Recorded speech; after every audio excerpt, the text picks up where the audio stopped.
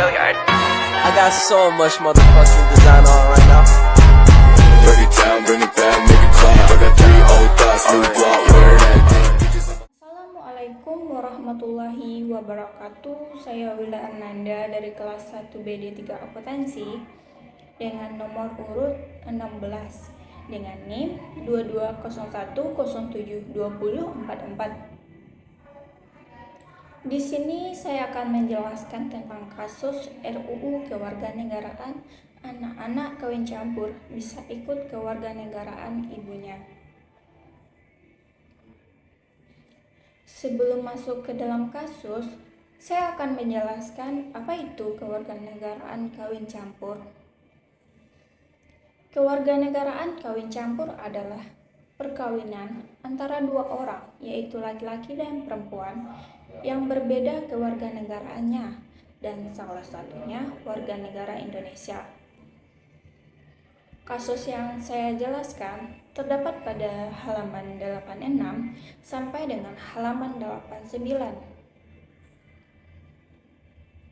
Kasus ini menceritakan tentang anak kawin campur yang ibunya warga negara Indonesia sedangkan ayahnya warga negara asing, dan begitu sebaliknya, ibunya warga negara asing sedangkan ayahnya warga negara Indonesia.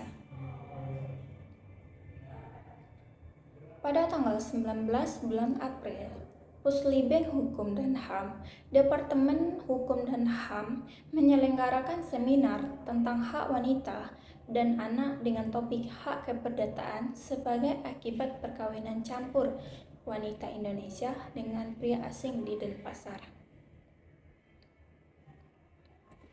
Lies Sugondo, Ketua Subkomisi Hak Sipil dan Politik Komnas, yang tampil sebagai salah seorang pembicara dalam seminar itu menyatakan, pada hakikatnya hukum di negeri ini cukup memberi perlindungan bagi perempuan Indonesia yang menikah dengan warga asing.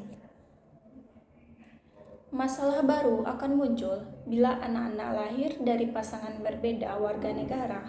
Pasalnya, Undang-Undang Nomor 60 Tahun 1958 tentang kewarganegaraan masih menganut asas ius sanguinis atau berdasarkan pada garis keturunan sang ayah.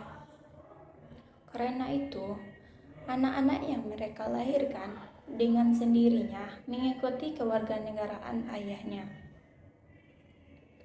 Kemungkinan kedengarannya sangat mudah, tapi ingat, si anak dari ibu warga negara Indonesia itu sangat mungkin dideportasi dari Indonesia bila orang tuanya lalai memperpanjang izin tinggalnya di Indonesia.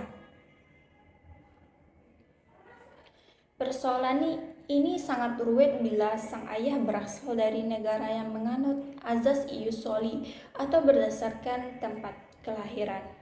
Sepertinya negara Amerika Serikat. Kasus ini menceritakan seorang wanita yang bernama Arsini yang berasal dari warga negara Indonesia yang menikah dengan Mikhail dari warga negara Amerika Serikat, dan mereka melahirkan anak laki-lakinya di Denpasar.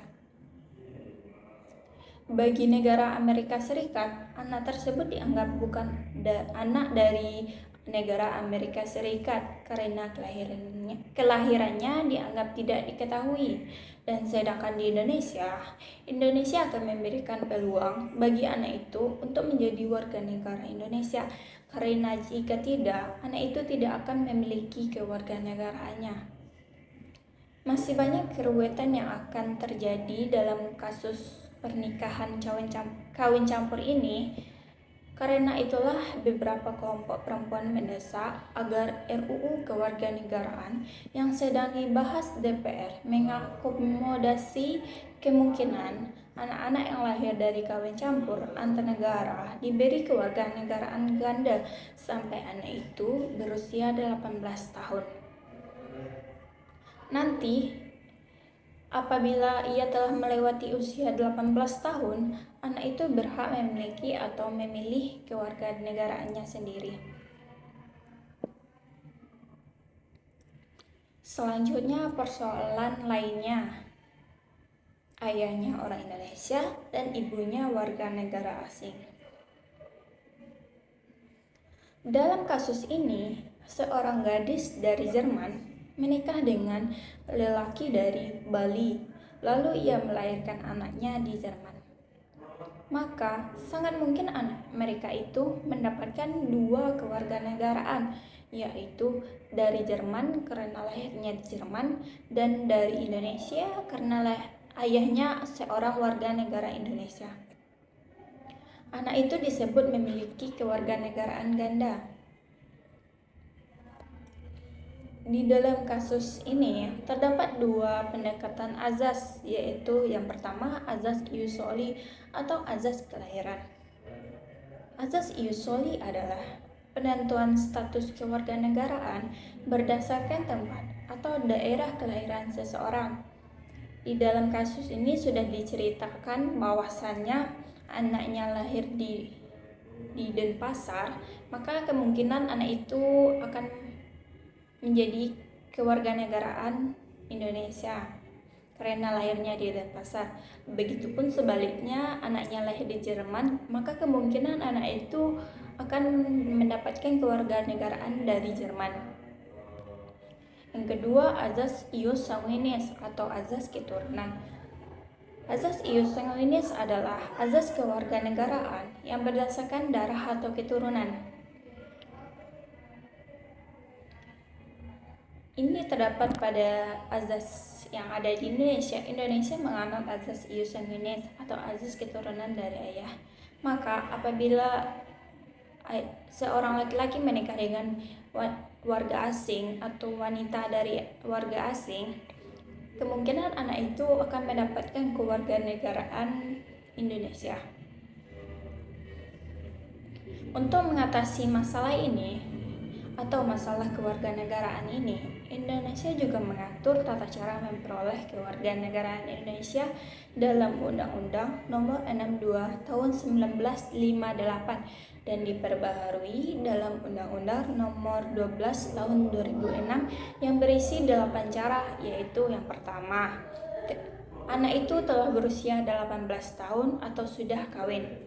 Yang kedua, pada waktu mengajukan permohonan kewarganegaraan telah tinggal di negara Indonesia ini paling singkat 5 tahun secara berturut-turut dan paling singkat 10 tahun secara tidak berturut-turut. Yang ketiga, sehat jasmani dan rohani. Yang keempat, dapat berbahasa Indonesia serta mengakui dasar negara Pancasila dan Undang-Undang Dasar Negara Republik Indonesia tahun 1945. Yang kelima, tidak pernah dijatuhi pidana karena melakukan tindak pidana yang diancam dengan pidana penjara 1 tahun atau lebih. Yang keenam, jika dengan memperoleh kewarganegaraan Republik Indonesia tidak menjadi berkewarganegaraan ganda. Yang ketujuh, mempunyai pekerjaan dan berpenghasilan tetap. Dan ke-8, membayar uang kewarganegaraan ke kas negara. Dari kasus ini, bila seorang anak yang telah memiliki status kewarganegaraan, maka mereka harus ada hak dan kewajiban warga negara itu yang harus mereka jalankan sesuai dengan yang telah ditentukan negara itu. Misalnya, negara Indonesia. Hak warga negara Indonesia yang pertama adalah hak atas pekerjaan dan hidup layak. Yang kedua, hak untuk hidup dan mempertahankan kehidupan. Yang ketiga, berhak membentuk keluarga dan melanjutkan keturunan melalui perkawinan. Yang keempat, hak untuk mendapatkan pendidikan. Yang kelima, hak atas status kewarganegaraan. Yang keenam, hak atas kebebasan memeluk agama. Selanjutnya, kewajiban warga negara. Kewajiban warga negara Indonesia yang pertama adalah wajib membayar pajak. Yang kedua adalah wajib membela pertahanan dan keamanan negara. Yang ketiga, wajib menghormati hak asasi manusia. Yang keempat, wajib menjunjung hukum dan pemerintah. Yang kelima, wajib ikut serta dalam upaya pembelaan negara. Hanya itu yang dapat saya sampaikan. Jika ada kesalahan kata dan kekurangan materi, saya mohon maaf. Saya akhiri dengan Assalamualaikum warahmatullahi wabarakatuh.